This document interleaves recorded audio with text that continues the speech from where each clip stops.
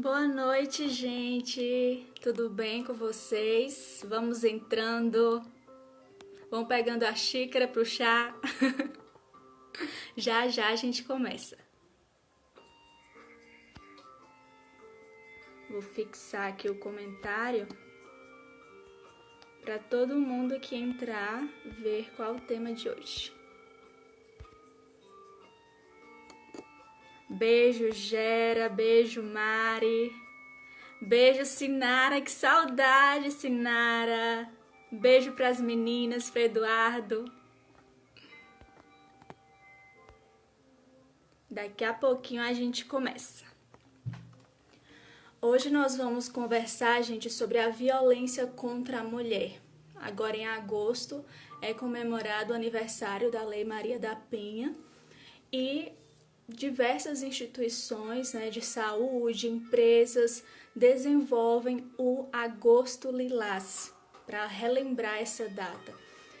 Algumas pessoas já ouviram falar sobre a Lei Maria da Penha, mas não sabem quem foi Maria da Penha. Maria da Penha foi uma mulher, uma farmacêutica bioquímica, que levou um tiro nas costas do marido enquanto dormia. Depois que deixou uma série de sequelas, depois quando ela estava voltando do tratamento, ele tentou matá-la novamente, eletrocutada, e foram anos em busca de justiça. Ela teve de recorrer a instâncias globais. O Brasil foi punido e assim nasceu a lei em defesa da mulher. Hoje nós vamos receber uma convidada super especial, que vem aí nessa luta também há alguns anos defendendo as mulheres. Eu vou ler aqui o currículo dela, um resumo, porque é bem grande. Ivana Patrícia Almeida da Silva, nossa convidada de hoje. Ela é doutoranda pelo Programa de Estudos Interdisciplinares sobre Mulheres, Gênero e Feminismos, mestre em Memória, Linguagem e Sociedade, especialista em Fundamentos Políticos e Sociais da Educação, graduada em Psicologia, trabalha como psicóloga clínica e compõe a diretoria da União de Mulheres de Vitória da Conquista. Ela foi assessora técnica da Secretaria de Políticas para as Mulheres do Estado da Bahia. Então, entende muito do assunto, bem mais que eu, e vai retribuir, vai compartilhar muitos conhecimentos aqui com a gente hoje. Tá bom? Deixa eu ver quem mais entrou aqui. Paulinha, beijo, amiga. Boa noite, Daniela. Pois manda um beijo pra Duda. O Izzy, meu primo, tá aqui de novo na companhia. Obrigada, Izzy. Fique à vontade também para fazer perguntas. Estamos aí para tirar as dúvidas das mulheres e dos homens também, né? Como desenvolver um comportamento melhor. Deixa eu ver se ela já entrou aqui. Já está aqui com a gente. Antes de convidá-la, eu vou só passar algumas informações, alguns dados que eu encontrei aqui no site Dados e Fontes Instituto Patrícia Galvão, do 13º Anuário Brasileiro de Segurança Pública, que foi divulgado no ano passado. Só para vocês terem uma noção de como a violência contra a mulher é, assim, assustadora. No ano passado, foram 1.206 vítimas de feminicídio.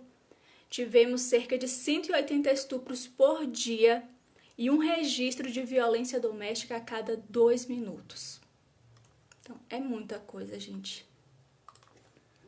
Deixa eu convidá-la. Ivana.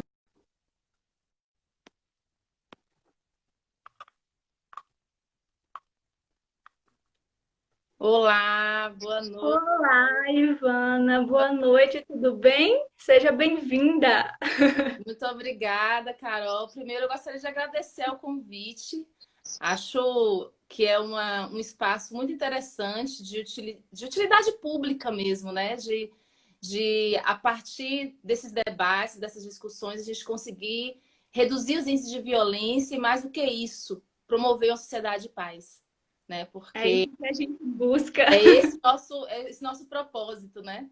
Você Sim. estava falando aí dos dados da violência, né? Assim, acho que você não concluiu, não sei se terminou, você estava falando dos São índices. muitos. Bom, Dá pode até terminar. assim, dor. Só de ler a gente já fica assim, incomodada. É difícil. É doloroso, né?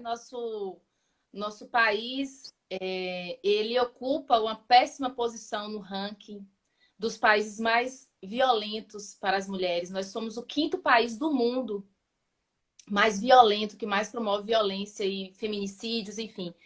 Tendo em vista que essa violência, a violência doméstica no geral, é uma das violências mais subnotificadas que existem, porque é muito complexo pensar no fenômeno da violência.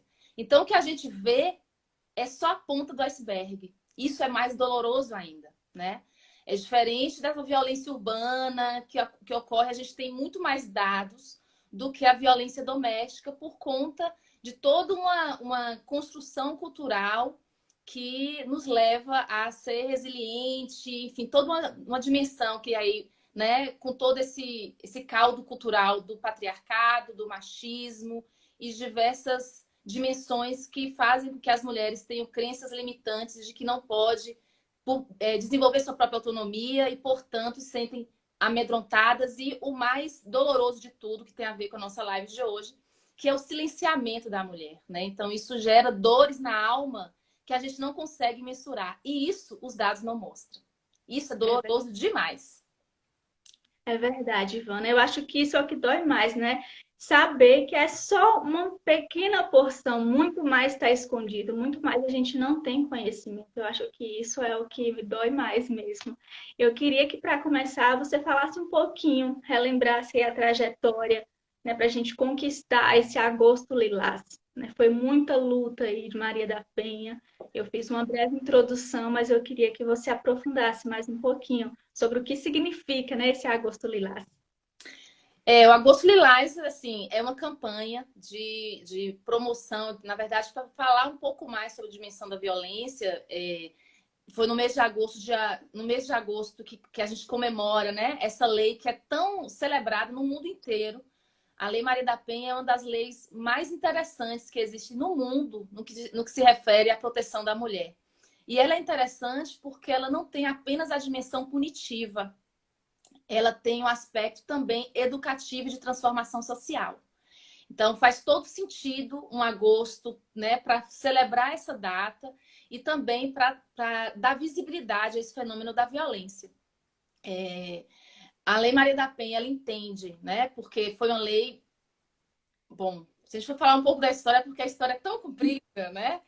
A gente vai Só um passar por resumo. tantas dimensões dessa história que eu vou falar de forma bem resumida, porque eu acho mais importante de todo esse nosso bate-papo de hoje, falar como isso atravessa os nossos corpos Sim. de mulheres, como isso afeta as relações, como isso afeta a sociedade e o que a gente pode fazer, né?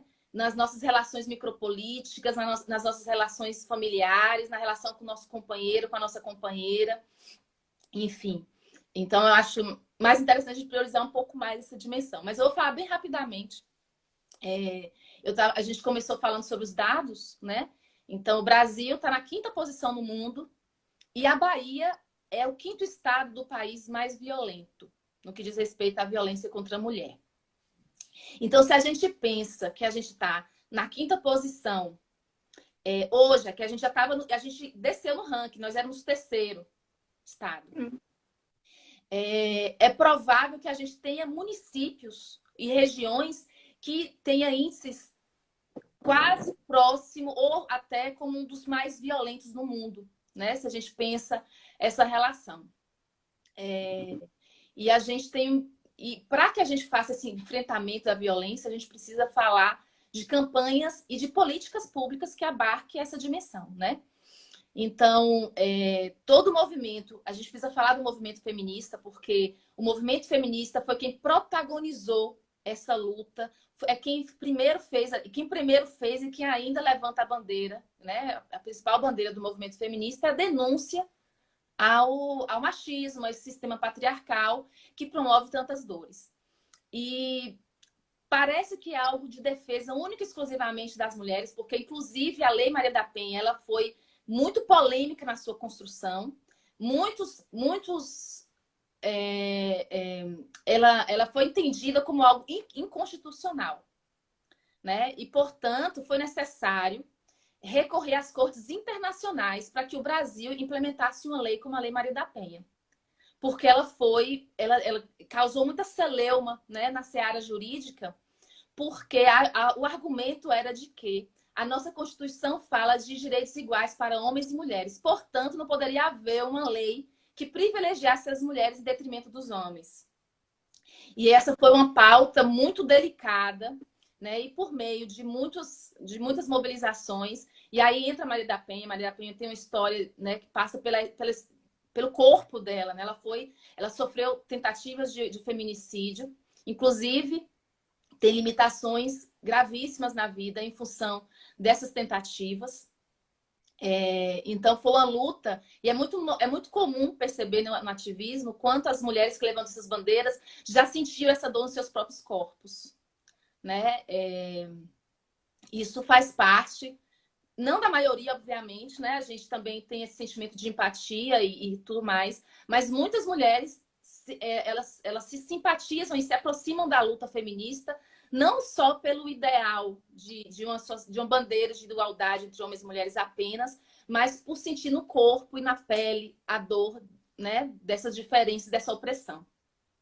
Então, o Brasil, né, o Brasil é signatário de vários acordos promovidos pela ONU, pelos direitos humanos, enfim, todos esses grupos, né, internacionais, essas decisões internacionais. Então, o Brasil assinou diversos desses compromissos e não cumpriu nenhum deles, né? A década de 70, por exemplo, foi a década da mulher para a ONU. Então, foi uma década muito importante. De 75 a 85, várias coisas aconteceram no sentido de documentos, de tratados que foram assinados para que os países, né, signatários se comprometessem em desenvolver políticas e ações que diminuíssem os índices de violência, que melhorassem a condição de vida das mulheres em seus países. E o Brasil não fez isso durante muito tempo, né? Se a gente pensar 75, 85, ditadura no Brasil ainda. E então, a Lei Maria da Penha, por isso foi possível a gente implementar essa lei aqui, essas cortes que foram buscadas, foi justamente para fazer com que o Brasil, foi uma pressão internacional para fazer com que o Brasil cumprisse ao que já tinha se comprometido.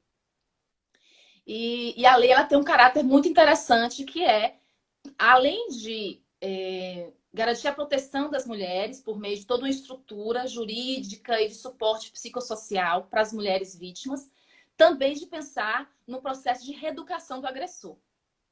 Isso está previsto na lei. Por entender, e aí tem toda a importância de falar dessa pauta feminista, de reconhecer e de estudar o que é essa dimensão do sistema patriarcal no nosso país, na nossa cultura, nesse caldo todo, né? Quando a gente pensa, quem é meu aluno ou minha aluna que sabe, eu sempre comento sobre isso em aula. Quando a gente vai, todo mundo que está no processo de educação, lá no ensino médio a gente aprende sobre o sistema capitalista. Mas pouco se fala sobre o sistema patriarcal. E o sistema patriarcal é um dos sistemas que rege a nossa sociedade de uma forma muito mais arcaica do que o sistema capitalista. Ele fez parte desde a Grécia Antiga, né? E tem todos os estudos que vão falar. Desde o Neolítico a gente já percebe a existência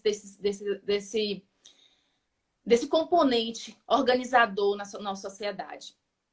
E as feministas estudiosas das epistemologias feministas que né, trouxe esse debate para a construção dessa política, levando em consideração essa dimensão, reconhece que o problema da violência contra a mulher e a decisão não é de ataque simplesmente ao sujeito pragmático masculino, não é de atacar os homens, não é raiva aos homens, não é isso, é entender que é sistêmico, isso faz parte da nossa educação, isso está em todos os enunciados, em todas as instituições, está na escola, está na igreja, está na família, desde muito cedo, né? Menino pode, menina não pode. Então, assim, Isso tudo vai compondo a subjetividade dos sujeitos, né? De como as nossas necessidades emocionais são atendidas ao longo da nossa vida, da nossa história, e, e reconhecendo que isso forja a subjetividade.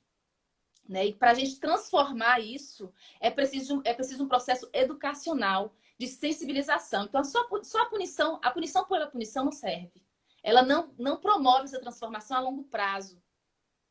Uma das coisas que é mais comum de observar, né, no acompanhamento dessas mulheres é de que no momento que ela faz a denúncia, no caso, né, se ela decide buscar esse suporte, essa rede, no momento que ela faz a denúncia, é muito frequente a violência aumentar. Sim. Isso é muito frequente, né? A gente vê aí todo dia nos noticiários. E uma das coisas que a gente escuta muito é: essa lei não protege ninguém, porque, né? A mulher vai lá, faz a denúncia e de repente ela não tem esse suporte que ela necessita e ela fica ainda mais vulnerável. Né? Então há uma tendência, e essa narrativa, ela também tem uma dimensão que a gente não pode perder de vista. Interessa a quem, né? Problematizar, desqualificar uma lei tão importante. Não estou dizendo que quer dizer que está tudo ótimo, não tá, não tá. Eu que acompanho de perto a condição dessas mulheres, é muito doloroso, muito doloroso. Mas era muito pior antes. Então o que a gente precisa fazer é melhorar o que a gente conquistou. Né? Conquistar mais. Exatamente. Se a gente consegue colocar em prática, né, o que está posto no papel, a gente avança e muito na nossa construção do que eu falei no início aqui, da construção de uma sociedade de paz. Né? Porque o objetivo final não é separar família, não é desconstruir laços afetivos, porque muitas vezes o casal, eles têm uma relação de amor. E a forma como nós somos educados e educadas não nos permite refletir sobre as nossas ações muitas vezes. Né? A educação que os homens recebem tem muito a ver com uma necessidade atendida imediatamente, um sentimento de posse, de que ele tudo pode. E isso, no momento em que ele está numa relação íntima, conjugal, ele ama aquela mulher e de repente ele percebe que ele está perdendo aquela mulher. Então, ele vai exercitar nesse momento o que mais define a masculinidade dentro dessa lógica tradicional, né? Que é exercer a violência e ocupar lugar de poder. É isso que torna um homem, dentro da nossa sociedade, né? Um homem mais homem, né? Um homem forte, um homem viril, tem a ver com isso. A violência como demonstração desse poder, não é? Quando a gente fala dessa violência, vem logo na cabeça a física, mas existem vários tipos. Exato, exato. A violência, a Lei Maria da Penha, e aí voltando de novo na lei, ela é muito completa porque ela traz 5 dimensões da violência, que é muito interessante que a gente saiba. A violência física, que todo mundo sabe, né? O que é uma violência física? É uma violência que deixa marcas, que viola fisicamente o corpo dessa mulher, né? Que é desde um tapa, e aí tem todas as gradações, né? O feminicídio, a gente pensa no fenômeno da violência, ele começa no distrato, e o outro ponto extremo é a morte material dessa mulher, né? É acabar com a vida. Eu tô falando material porque muitas vezes essa morte simbólica já aconteceu antes, a gente vai falar disso daqui a pouco. Então, a violência física é uma violência perceptível, a gente consegue ter essa dimensão do que é a violência física. Uma outra forma de violência que é prevista na Lei Maria da Penha é a violência sexual. Quando a gente fala de violência sexual, a gente pensa sempre no estupro, né? Sim, claro. E a nossa mentalidade, a construção social da ideia do estupro é sempre permeada por violência física e por uma figura que é estranha à nossa convivência. Um agressor da rua, um monstro. Exato, é sempre a lógica, a ideia do monstro, é algo que está deslocado de mim. Né? Não pode ser o meu tio, não pode ser o meu pai, não pode ser o meu padrasto, não pode ser o meu primo, não pode ser o meu vizinho, né? Porque essas pessoas convivem, coabitam dentro dessa relação. E é muito, muito, muito frequente ouvir relatos de mulheres que têm o seu discurso desqualificado porque o seu discurso, muitas vezes, como ela deu espaço, porque não teve violência física, né? É uma violência que ela é sutil, é uma violência que ela é... Uma coisa que eu sempre discuto em terapia tem a ver com os segredos de família.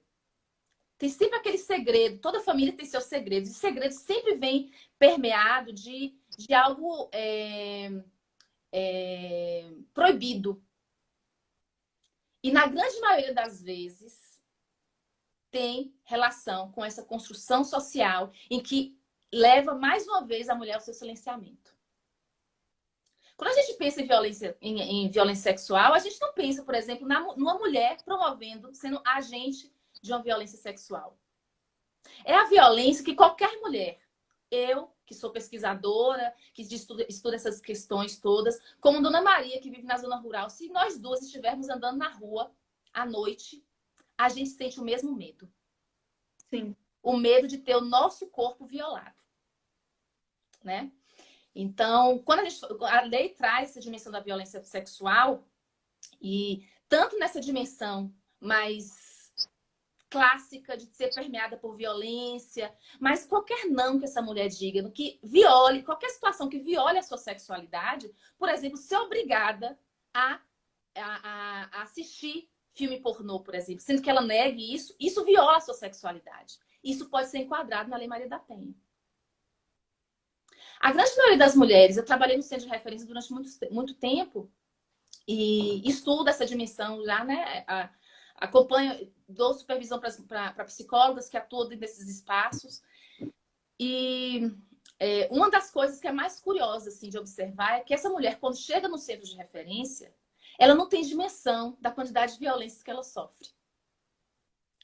Ela muitas só reconhece que sofre violência sexual quando ela chega no centro e consegue nomear aquilo que causava incômodo para ela. Ela não tem essa dimensão de que o companheiro poderia promover algum tipo de violência. Sem contar a quantidade de mulheres. Assim, eu não tenho uma estatística sobre isso, porque os números nunca falam claramente, mas a psicologia nos permite, eu costumo dizer que a psicologia é muito generosa, que nos permite ter acesso a algo que é muito valioso nas pessoas, que é a intimidade delas. Então, das pessoas que eu tenho acesso, né, que dividiram comigo suas histórias de vida, de quase todas elas que passaram por mim, né, que a gente já conversou sobre isso, e não estou falando só dos meus atendimentos, também das relações de amizade, enfim. Eu arrisco dizer que é na casa dos 90% ou mais de mulheres que em algum momento da sua vida teve uma experiência relacionada a uma violência sexual. E na maioria dos casos, né, o agressor está dentro de casa, dentro da família, como você pontuou anteriormente. Por isso que dificulta esse reconhecimento também, eu penso assim. Assim, muitas vezes há o reconhecimento, mas há o silenciamento de algo que a própria vítima acha que está fazendo de errado. Porque gera o mal-estar e ela não sabe nomear aquilo. Isso causa várias questões relacionadas ao desenvolvimento saudável de uma vida sexual na vida adulta. De desenvolvimento, do uso da sua sexualidade de uma forma normal, saudável, né? Com várias questões que são muito delicadas. E que precisam ser cuidadas, e é necessário que diga, né? Porque, por exemplo, pensar que ser obrigada a ver algo relacionado a uma sexualidade que eu não desejo e que vai me causar constrangimento, seja reconhecido como violência, e inclusive está previsto numa lei, né? Por isso que a Lei Maria da Penha é tão incrível, né? Ela consegue abarcar essas dimensões. Então, a violência sexual é uma outra dimensão, falei da física, da sexual. Uma terceira violência é a violência patrimonial que as mulheres sofrem. E quando a gente fala de violência patrimonial, o nome sempre nos remete a algo muito valoroso, uma propriedade, né? Então, existem mulheres que são violadas, né? Que têm seus patrimônios dilacerados por alguns companheiros. Existem. Mas não é só disso que se fala quando a gente fala de violência patrimonial. É algo, é só disso, né? Qualquer coisa que viole, que invade o que é de propriedade dessa mulher. Então, por exemplo, rasgar a roupa dessa mulher. Censurar a roupa dessa mulher. Pegar o celular dessa mulher, que às vezes tá lá. Fazer uso do celular sem a autorização dela. Isso Hoje é tão comum, né? tão comum, isso é uma violência patrimonial e prevista na Lei Maria da Penha. Violou a propriedade dela. Né? Quebrar maquiagem, rasgar roupa, pegar o cartão dessa mulher. É muito comum, especialmente quando a gente trabalha com políticas públicas, uma população em maior vulnerabilidade, porque os cartões do Bolsa Família são direcionados às mulheres, elas são as titulares. É muito comum os agressores tomarem o cartão dessas mulheres. E aí mantém um controle, porque muitas vezes é o dinheiro que ela precisa para desenvolver sua autonomia, para sair daquela situação. Né? E isso é considerado, não, isso é uma violência patrimonial. E que está prevista na Lei Maria da Penha. Então, não é só grandes volumes né? Não é o valor monetário, é a propriedade. E quando a gente fala propriedade, não é só uma casa, um terreno, não. Essas propriedades também pequenas, mas que não deixam de ser. Uma coisa que é muito comum, por exemplo, como as mulheres, na grande maioria, a gente ainda tem uma dimensão que é do mercado de trabalho, dos espaços de trabalho, somos nós mulheres que desenvolvemos os trabalhos mais subalternizados, né? Que estamos aí desenvolvendo o maior número de trabalhos informais, enfim. Então, muitas mulheres trabalham, por exemplo, com beleza, né? Que tem seu equipamento de trabalho, sei lá, de cabeleireira,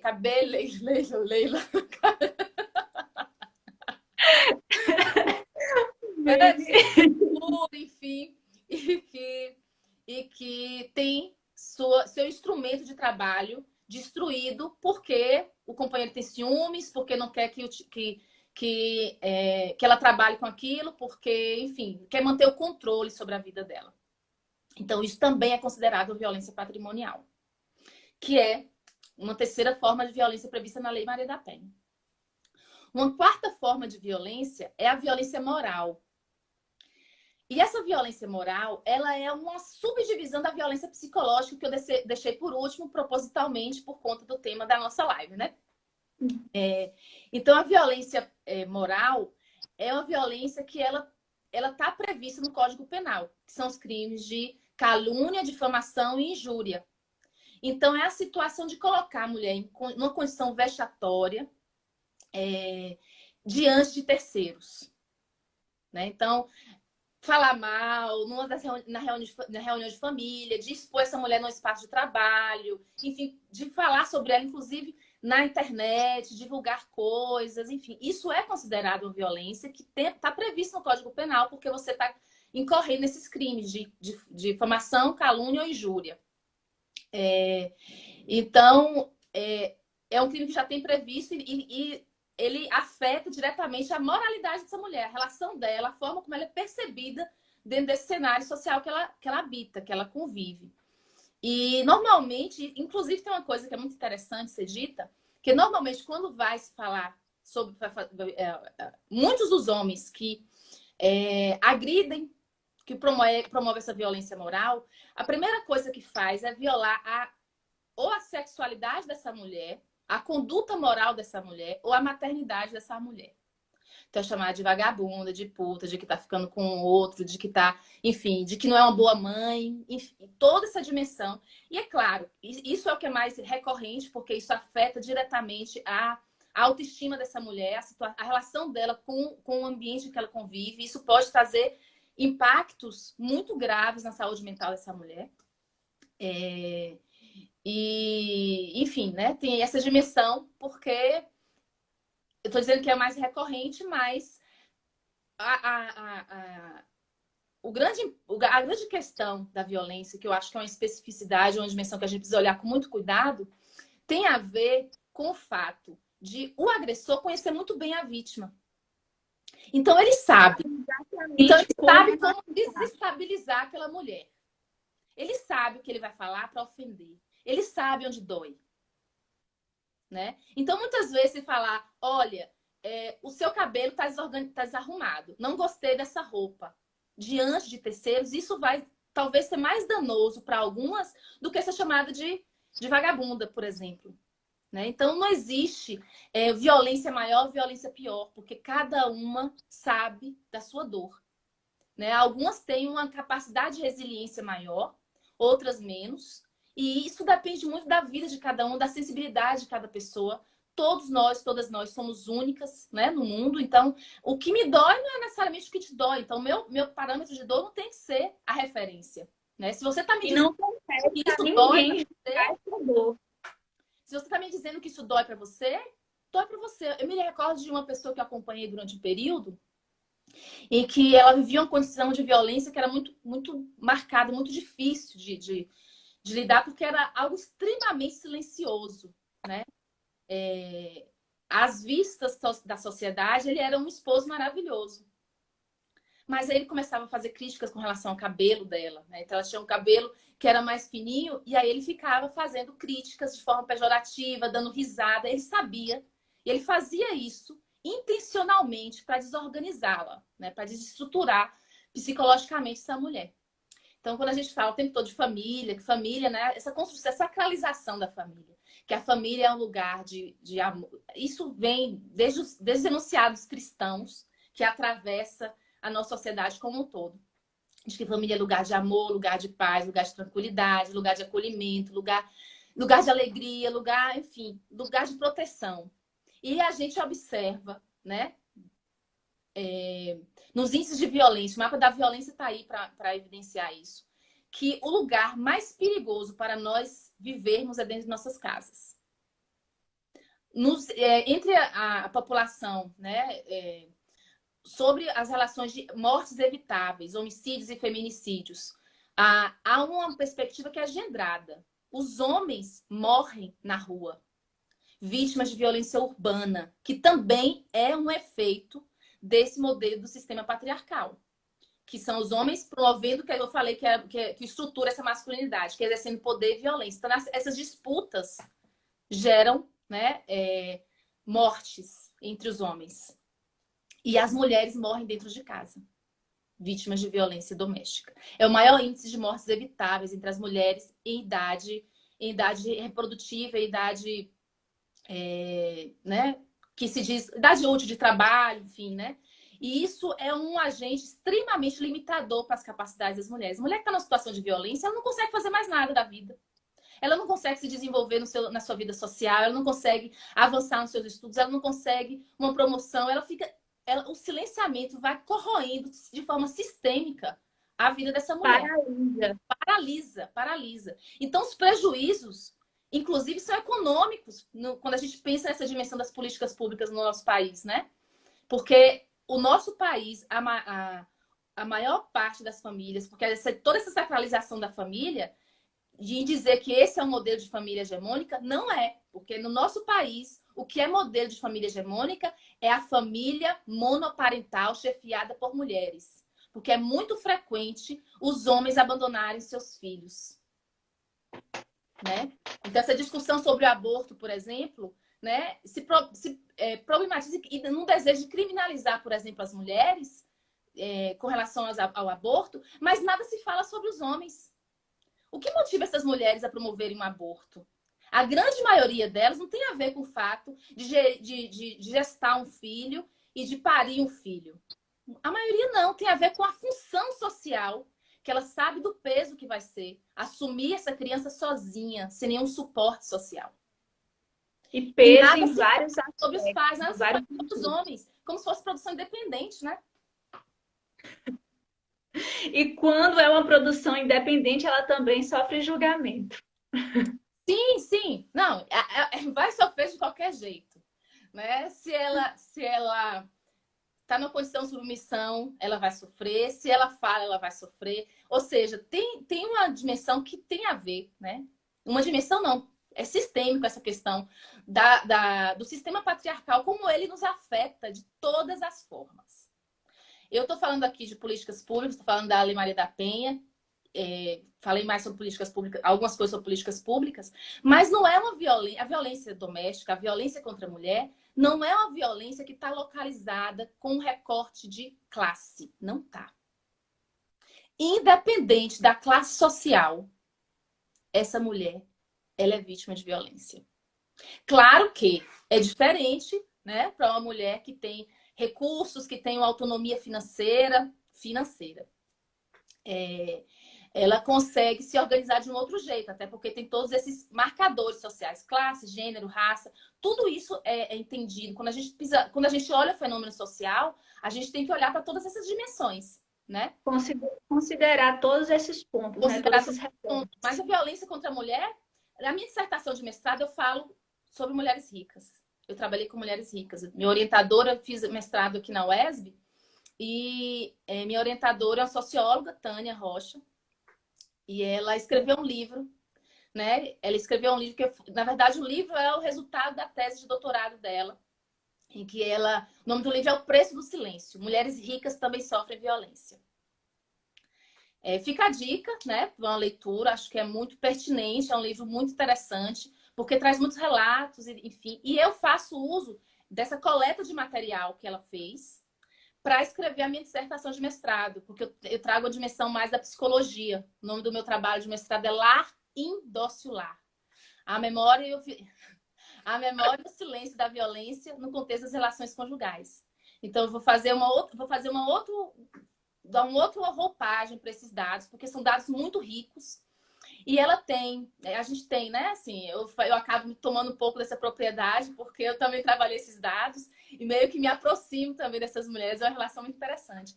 Então, desde fazendeira, médica, juíza, enfermeira, professora, doutora, pós-doutora, várias mulheres, entendendo essa relação de riqueza enquanto autonomia, enquanto espaço social que ela possui. E como que essa dimensão da violência, como apesar de ter todas porque a autonomia financeira é um dos elementos fundamentais para a gente fazer esse enfrentamento da violência, mas não é o único. Não basta você ter um trabalho, não basta isso, né? Mas isso é fundamental para que você consiga garantir sua sobrevivência com dignidade. Então, eu estou falando tudo isso para dizer que é uma das violências. Eu não gosto de usar muito essa palavra, mas assim, igualitária, no sentido de democrático, mas não é. A gente não pode falar de democracia quando a gente está falando de violência, né? Mas é para falar que afeta a todas. E não é só no Brasil, é no mundo. Essa condição ela é mundial, né? Em alguns países mais, outros países menos. Alguns países já desenvolveram políticas de equidade muito mais interessantes. E a gente vem, né, numa situação que é de descer ladeira abaixo no nosso país. Em função das... a gente está... É muito triste. Eu estou agora terminando a minha tese de doutorado e eu estou fazendo... Minha tese é sobre psicologia feminista, que é uma espécie de abordagem que pouco se fala no Brasil sobre ela. Então, a psicologia feminista e a relação com as políticas públicas para as mulheres. E eu estou trabalhando com todas as psicólogas da Bahia que atendem nos centros de referência da mulher. Nós temos 417 municípios na Bahia e apenas 33 centros de referência. Nosso estado ele é dividido em territórios, são 27 territórios. Tem 7 territórios que não tem um centro de referência sequer na Bahia. E quando eu vou acessar, né, essa relação, esses conhecimentos todos que a gente está discutindo aqui, porque isso tudo eu fui aprendendo, não foi dentro da psicologia, porque a psicologia não discute diretamente essa pauta. E somos nós, da psicologia, que vamos acolher na intimidade toda a dimensão, entender toda essa dimensão complexa do fenômeno da violência. Então, é muito delicado, né, esse cenário, porque a gente fica... A formação é importante, está tudo por fazer ainda. E o que eu ia dizer é que esse cenário político só piora a situação. Porque a gente precisa oferecer formação, precisa investir em política pública. E o que a gente tinha foi retirado. Eu fiz uma entrevista recentemente com a coordenadora do Eixo de Política para as Mulheres do Estado, lá da SPM, e ela estava me dizendo: olha, Ivana, eu trabalhei na SPM durante o período e fui contratada a partir de um contrato que era federal. E ela falou assim: aquele contrato não existe mais, que era o que dava o maior suporte para todas as formações, para todos os trabalhos que eram desenvolvidos pela SPM. Eu falei: como vocês estão se virando agora? Porque a SPM acaba virando... para você trabalhar lá, você precisa ser ativista. porque é a secretaria, a menor secretaria do Estado, que trabalha com recurso mínimo, mínimo, mínimo. A equipe é pequenininha e todo mundo precisa se virar, sabe? Se ele trabalha muito mais do que você foi contratada para trabalhar, mas por acreditar na causa, a gente faz e faz, né, com o desejo de ver a transformação acontecer. Ela disse, olha, a gente está precisando criar parcerias com empresas, com o Instituto Avon, com o Instituto Patrícia Galvão, que você trouxe aí os dados, né? Com a ONU Mulheres, buscando essas parcerias fora da gestão pública. Porque se fosse pela gestão pública, estaria tudo fechado. A gente não tem mais recurso. Isso foi um decreto, né? Ainda na gestão do Temer. A primeira coisa que Temer fez quando ele assumiu o posto, né? Naquela situação do golpe, a primeira coisa que ele fez, a primeira canetada que ele deu, foi dissolver o Ministério das Mulheres. E isso impacta nos recursos direcionados para momentos como esse. A gente está fazendo isso aqui porque a gente acredita nessa transformação e está dando a nossa contribuição, a nossa colaboração. Mas é muito delicado, porque isso é responsabilidade nossa, enquanto cidadãs, enfim, mas é do Estado de assumir. Existem, né, pactos assinados de promoção de trabalho nesse sentido, e a gente não vê. Então, e desses 33 centros de referência, por exemplo, que eu mencionei, eu só trabalhei com 27 deles, porque 3 tinham sido fechados pela gestão pública, que não entendeu que era importante, que gerava custo para o município. E 3 deles nem psicóloga tinha. E os impactos, né, perduram aí por toda a vida. Precisa desse acompanhamento próximo. Exatamente. Então, a última forma de violência da Lei Maria da Penha, você está falando desse atendimento próximo, que é a violência psicológica. E não é porque eu sou psicóloga, mas também por ser psicóloga e por conhecer essa dimensão de perto, na intimidade, né?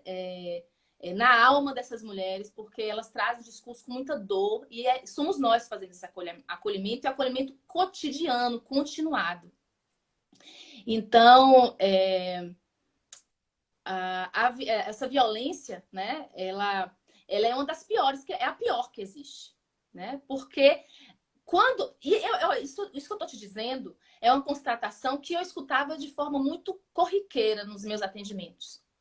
Eu me lembro de um caso que eu atendi certa vez e que a pessoa chegou com o olho roxo e com o braço quebrado. Ela estava com o braço, ela tinha acabado de vir do hospital e estava com o braço engessado. Ela tinha sido agredida pelo marido. E aí a DEAN, ela decidiu fazer uma denúncia, a DEAN encaminhou lá para o centro de referência e fez esse acolhimento. Tendo em vista a gravidade do caso, porque como o volume é muito grande, eu agendei na semana seguinte. Na semana seguinte, ela veio para atendimento. E ela já não estava mais com o gesso no braço. Mas o braço estava inchado. O roxo do olho já estava começando a sair, mas ainda tinha todas as marcas. E aí eu perguntei para ela, ué, você tirou? E o gesso que estava no seu braço? Ela, eu tive que tirar. Falei, você foi ao médico para tirar o gesso, mas tá inchado, me parece que tá bom. Ela falou assim, não, eu tive que tirar porque meu marido estava brigando que eu estava conseguindo fazer as coisas em casa direito. E aí, essa mulher e várias outras, mas eu me lembro, esse discurso dela foi muito marcante. Ela falou assim, olha, esse braço aqui, ele vai se recuperar. O que dói são as palavras que ele me disse. Isso corta minha alma. Sabe? É muito impactante ouvir um relato desse. É doloroso. Eu tô contando aqui, eu me arrepio. Porque tem discursos que são muito difíceis, sabe? De você... eu me lembro de uma que tinha passado já por 3 cirurgias de reconstrução. Uma delas foi feita porque o agressor injetou pimenta na vagina dela. Outro porque foi violência, foi um estupro, né? Que foi bem difícil para ela. Ela se cortou, se machucou, enfim, com inserção de coisas né, na relação sexual, que ela precisou se submeter a 3 cirurgias. Meu Deus. Então são coisas. Isso é grave. Pensar isso assim, é algo extremo. Né? Eu estou contando aqui de casos extremos que abalam qualquer pessoa. E abala a gente também porque somos mulheres, porque somos sensíveis. Não é porque a gente trabalha nessa dimensão que a gente não consegue, né? A gente, claro, precisa desenvolver alguns recursos para conseguir oferecer proteção e cuidado a essas mulheres. mas também nos afeta. Somos também pessoas que sentem, né? E então, essa dimensão da violência psicológica, a gente não consegue mensurar. De que modo ajudar? Porque quando se fala de lei, de violência, fala-se muito da seara jurídica, né? De garantir a medida protetiva, de dar esse suporte. Enfim, é o aspecto jurídico. E muitas mulheres chegam no centro de referência sem acreditar, porque não entendem qual a importância do trabalho da psicologia. Não entende qual a dimensão dessa violência psicológica. A violência psicológica, ela afeta de forma muito danosa a vida da mulher, né? Porque a nossa saúde mental é o que a gente tem de mais precioso. É o que a gente tem que cuidar com muito cuidado, porque é isso que nos garante energia e potência alegre para seguir a nossa vida. Né? A gente tem que estar se sentindo bem. A gente tem saúde não como ausência de doença. Né? A saúde é um bem-estar físico, psicológico, social, cultural, histórico, enfim, todas as dimensões da vida. Né? Porque nós somos os seres no mundo. Então, é isso que vai nos garantir um bem-estar também no mundo, é estar feliz e satisfeita dentro desse espaço que a gente existe, que a gente habita. Me lembro de um caso que eu atendi também no centro de referência, e quando eu cheguei no centro, ela já estava no centro, ela era paciente assim, número 02, sabe? Desde quando o centro foi fundado. E ela tinha passado por situações muito difíceis. Já tinha conseguido a separação, já tinha, sei lá, 5, 6 anos que ela já tinha conseguido esse processo. Teve que vivenciar um câncer muito danoso na vida dela, um câncer de mama, teve que fazer mastectomia, acho que é esse o nome, esqueci. Às vezes eu confundo esse nome. E ela continuava no centro. Por, sei lá, Depois. quando eu saí do centro, já tinha quase 12 anos que ela estava no centro, sendo acompanhada. Porque as marcas, os danos psicológicos não tinham sido recuperados ainda. Na clínica eu atendo uma que tem 70 anos. Comigo tem 7. E a gente vem fazendo esse movimento com todo cuidado, enfim. Mas é uma história de dor, né? Que a psicologia traz um certo conforto, mas é muito doloroso lidar com essas marcas. Né? E assim, É um enfrentamento todo dia, porque essas memórias ressurgem, isso traz afetos dolorosos, enfim, é muito difícil gerir, a gente não consegue mensurar os impactos. Muitas vezes impacta a vida da pessoa até a morte. E era o que eu estava dizendo sobre a morte simbólica. Muitas mulheres estão mortas simbolicamente, porque elas estão impedidas de viver sua potência de vida, de serem elas mesmas, de viver na condição de um objeto do outro. Né? Eu sou o que o outro deseja que eu seja. E não é isso que o que nos constitui humanos e sujeitas no mundo é a nossa capacidade de desejar e de existir, né? E de fazer e de criar com isso potência na vida. Então, muitas mulheres estão nessa condição de morte simbólica, de estar sempre para o outro, né? Isso você percebe às vezes no olhar. sim. Ivana, você falando dessa questão agora, por conta da pandemia, muitas mulheres estão percebendo que estão nessa situação, né, por conta do aumento do convívio, né, os dois dentro de casa, que aí ela consegue notar que realmente não está feliz naquela situação. Na verdade, não é que ela consegue notar, não, sabe? E se isso acontece, a pergunta é onde ela estava, que ela estava tão desconectada de si mesma. Quando a situação já está bem grave. Né? Então, assim, às vezes a ferramenta que ela encontra para tocar a vida, para gerir a vida, para enfim, todas as corresponsabilidades que traz um relacionamento conjugal pautado nesse modelo romântico, nesse modelo heteronormativo, nesse modelo monogâmico, né? Que diz à mulher que a única forma da mulher adulta gerir a sua vida afetiva é dividir isso dentro da família, cuidando de filhos e direcionando isso para uma única pessoa que é o seu companheiro. Então é isso que muitas mulheres aprendem. E aí muitas vão ouvir assim: das mães, eu ia dizer da pesquisa, né? A pesquisa que eu fiz, uma das coisas que mais se destacaram assim, no meu estudo, quando eu perguntava no meu objeto, mas assim, recolhendo essas informações das entrevistas, por que permanecer na relação de violência? E então a justificativa era sempre de cunho social. Porque tem os filhos, e aí a separação ia ser difícil, porque isso ia recair. Eu me sentia medo é a palavra que mais aparece. Que mais aparece. Como esse medo é construído e manipulado dentro das relações abusivas para manter essa mulher escrava daquela relação, né? Então, muitas diziam, é porque eu tenho os filhos, eu não vou ter condição de... Ele vai cobrar de mim essa educação como se fosse a responsabilidade única e exclusiva dessa mulher, né? Garantir a educação saudável desses filhos. Então, uma série de fantasmas criados para manter a mulher nesse cativeiro, né? Eu chamo de cativeiro porque ela não está feliz. E aí a pandemia tem sido muito... eu não consigo nem pensar uma palavra para adjetivar isso, sabe? Porque é tão difícil para as mulheres, é tão complicado. As mulheres que conseguiam, muitas vezes elas trabalhavam fora e isso era o único momento de lazer e de bem-estar que ela vivia, a possibilidade de ser vista enquanto gente. Muitas vezes estava dentro do espaço, estava fora do espaço doméstico. Eu não disse que o espaço doméstico é o espaço mais doloroso para muitas mulheres, não estou falando para todas, mas para muitas mulheres. Os índices estão aí, não estou falando, não é uma criação, né? E esses índices são subnotificados. É pautado em casos que são só extremos. A violência psicológica, para acontecer qualquer outra dessas violências que a lei prevê, as 4 outras violências, a psicológica é a primeira de todas. Né? Antes do tapa, teve a ofensa, teve o xingamento, teve outras estratégias mais sutis de controle dessa mulher. E aí, o ciclo. É um ciclo, exatamente. O ciclo da violência, né? Então, isso ocorre...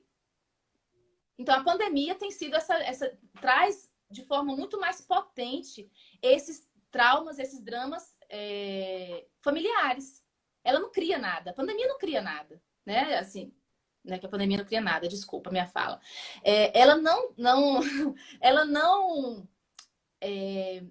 Ela só vai potencializar por conta de toda a tensão e estresse do confinamento o que já existe de conflito dentro daquele espaço.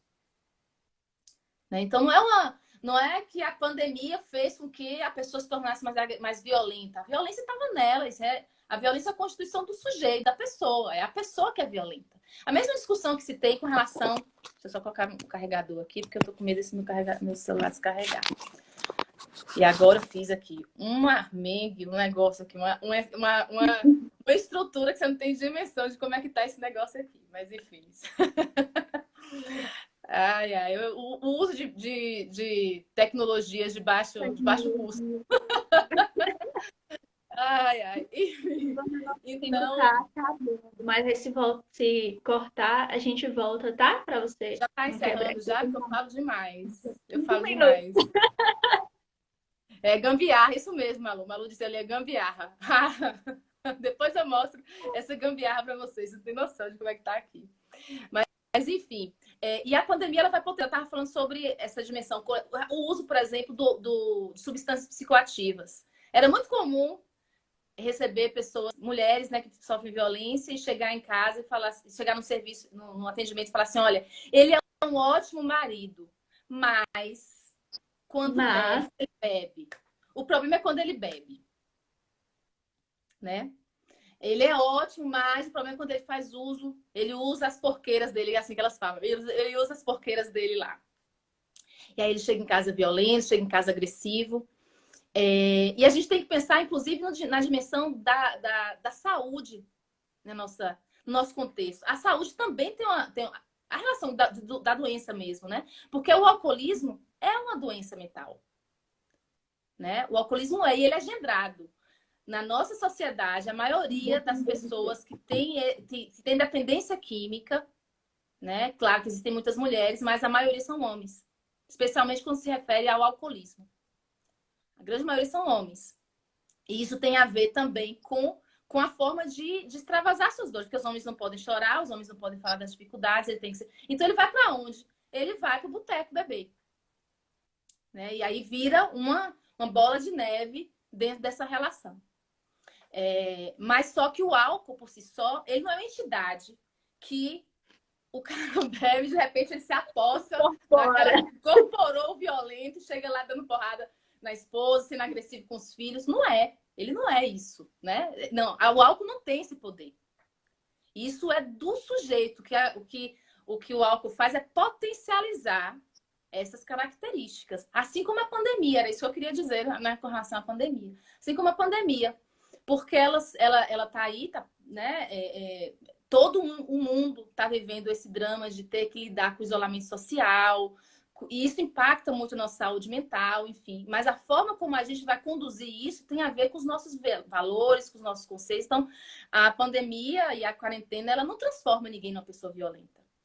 A pessoa tem essa tendência, né? Ela tem uma desorganização emocional na forma como ela lida com seus afetos, e que ela não consegue, né, gerir isso de uma forma saudável e devolve isso como violência para as outras pessoas. Então é importante a gente ter essa dimensão, porque esse cenário agora tem a ver com todo esse sistema patriarcal de atribuir às mulheres a responsabilidade do cuidado. Né? São as mulheres responsáveis pela criação dos filhos, da educação. A educação é a criação dos filhos, é responsável pelos doentes, pelos idosos, pela casa, pelo marido, por tudo.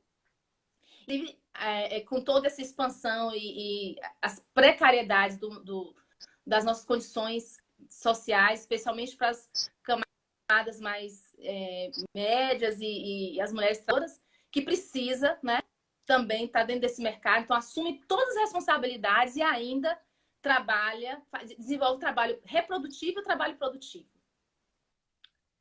E aí, quando ela vai para casa, quando ela está nesse cenário de confinamento, a quantidade de produção, de lives, de reuniões, de home office, associada ao trabalho, especialmente com crianças pequenas, isso tem impactado na saúde mental das mulheres que têm filhos pequenos, né? Porque ela precisa assumir, aí, muitas vezes, o trabalho que é delegado a uma outra mulher, né? Que é a mulher que desenvolve o serviço doméstico dentro de casa. Porque esse também é um lugar feminilizado, né? São as mulheres que ocupam esse lugar, isso tem a ver com subemprego, com tudo que a gente falou, que é a condição de desigualdade no mercado de trabalho e tudo mais. Então, ela não tem mais esse suporte por conta dos riscos e tal, e ela tem que assumir. Então, a rede social está recheada dessas coisas todas, dessas denúncias, de vídeos que todo mundo dá risada, né? Acha engraçado, às vezes, o vídeo que a mulher está queixando do marido e tudo mais. A gente não vê o contrário, né? E a gente não vê o contrário porque isso tem a ver com esse cenário social de que a mulher é responsável. Então, essa coisa de que o marido ajudar, sabe? Tem que ser... A responsabilidade do coletivo é dos adultos que construíram esse espaço. Então, é dos homens e das mulheres. A educação dos filhos é a responsabilidade dos homens e das mulheres. Né? E isso tem todo um encantamento, porque há uma depreciação do trabalho das mulheres, a invisibilidade do trabalho das mulheres. Uma vez eu estava fazendo uma fala sobre isso no CAPS.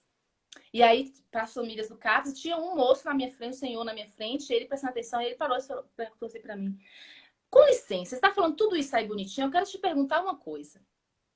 Dia das Mães é aquela coisa, aquilo tudo, aquela alegria, minha esposa ganhou um monte de presente, Dia dos Pais eu não ganho nada. E eu tive 6 filhos, minha esposa tá ali, ó, ele foi pontuando, minha esposa tá ali. Eu não convivi com os meus filhos porque eu tinha que trabalhar. Meus filhos e minha esposa. Qual a culpa que eu tenho? Ele me perguntou. Achei genial.